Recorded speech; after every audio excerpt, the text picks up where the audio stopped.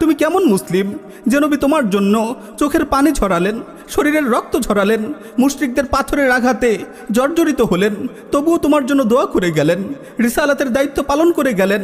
তার সম্মানে আঘাত আসলে তোমার চোখে কি পানি আসে না? তুমি কেমন মুসলিম? সবাই যখন বিচারের দিন ইয়া নাফসি নাফসি বলবে, তখন আমার নবী তোমাকে নিয়ে চিন্তা করবেন। তিনি বলবেন ইয়া উম্মাতি, ইয়া উম্মাতি। তিনি তোমার জন্য আল্লাহর কাছে ক্ষমা চাইবেন।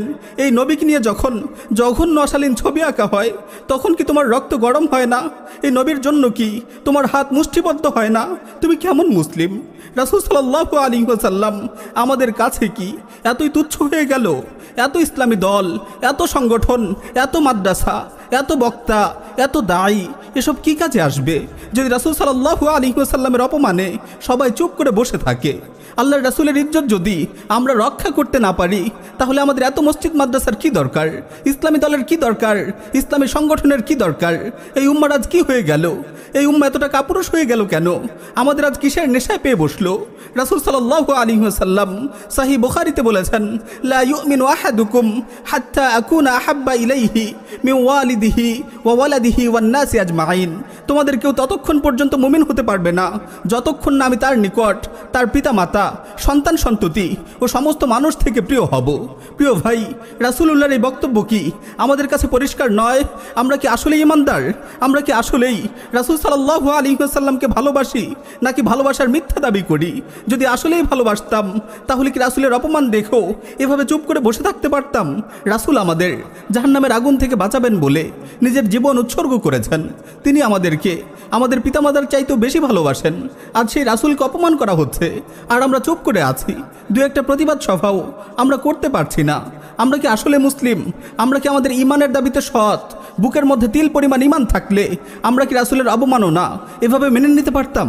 আমার প্রিয় মুসলিম ভাই ও বোনেরা, ফ্রান্স আজ নবী করিম সাল্লাল্লাহু আলাইহি ওয়াসাল্লামকে আক্রমণ করছে। তাদের ঘৃণ্য আক্রমণ থেকে আমাদের প্রিয় নবী নিরাপদ নন, তার জন্য আমাদের পিতামাতা কোরবান হোক। তাহলে এটা কিভাবে সম্ভব যে ফরাসিরা নিরাপদে থাকবে যারা আমাদের নবী সাল্লাল্লাহু আলাইহি ওয়াসাল্লামের উপর আক্রমণ করে? এটা কিভাবে সম্ভব যে তাদের উপর আক্রমণ করা হবে না? তারা আমার নবীকে গালি দেবে, আর তারা বাংলাদেশে কিংবা পাকিস্তানে কিংবা অন্য কোথাও বুক ফুলিয়ে ঘুরে বেড়াবে? এটা কিভাবে সম্ভব?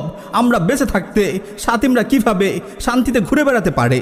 ওলামায়ে কেরাম ফতোয়ায় বলেছেন, বস্তুত রাসূল সাল্লাল্লাহু আলাইহি ওয়াসাল্লামের অবমাননাকারীকে হত্যা করা রাষ্ট্রের উপর ওয়াজিব। কিন্তু আজকের মুসলিম ভূখণ্ডগুলো শাসন করছে এমন কিছু লোক যারা পশ্চিমা কুফফারদের কাছে নিজেদের বিক্রি করে দিয়েছে। তাই তারা নবী করিম সাল্লাল্লাহু আলাইহি ওয়াসাল্লামের সম্মানের পরোয়া করে না। যদি রাষ্ট্র এই মহান কাজটি সম্পাদন করতে না চায়, তাহলে প্রত্যেক মুসলমানের জন্য জরুরি হলো আল্লাহর এই জমিনকে শাতিমুর রাসূল অর্থাৎ নবী অবমাননাকারীর থেকে পবিত্র করার জন্য সর্বাত্মক চেষ্টা করা। কেননা এটা আল্লাহর দিনকে চূড়ান্তভাবে প্রকাশ করা ও বিজয়ী করার মাধ্যম।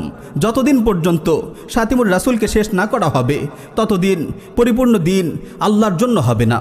যে দায়িত্ব আল্লাহ তাআলা পবিত্র কোরআনের এই আয়াতের মাধ্যমে দিয়েছেন, ওয়াকাতিলুহুম হাত্তা লা তাকুনা ফিতনাহ ওয়া ইয়াকুনা আদ-দীনু কুল্লুহু লিল্লাহ, তোমরা সদা তাদের বিরুদ্ধে লড়াই করতে থাকবে যতক্ষণ না ফিতনার অবসান হয় এবং দিন সম্পূর্ণরূপে আল্লাহর জন্য হয়ে যায়।